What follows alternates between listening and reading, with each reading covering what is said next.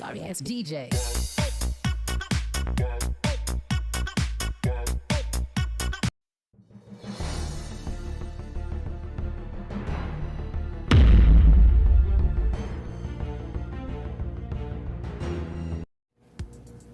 Ayan, once again, Boss Speed Painters in the house. Mayroon po tayong imimix na kulay ngayon na special to, special. Ang ating imimix, wala pa tayong gagayahan. Ang ating imimix na black shadow.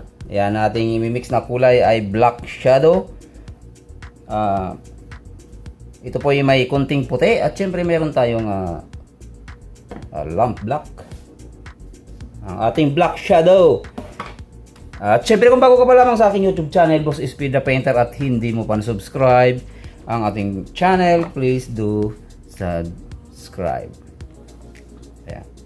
Maglalagay tayo ng kunting puti mga boss sa ating black shadow. Ayan. Hindi po talaga to totally na black shadow kasi may puti tayo. Ayan. Kasi ang shadow naman ay hindi gaanong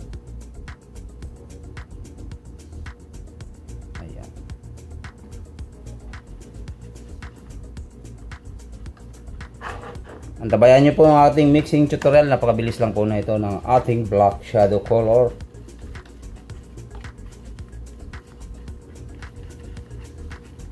Yeah.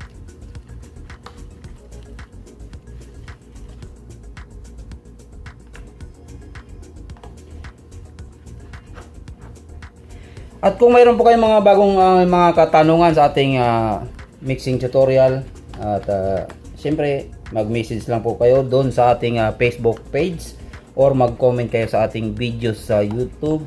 Yan.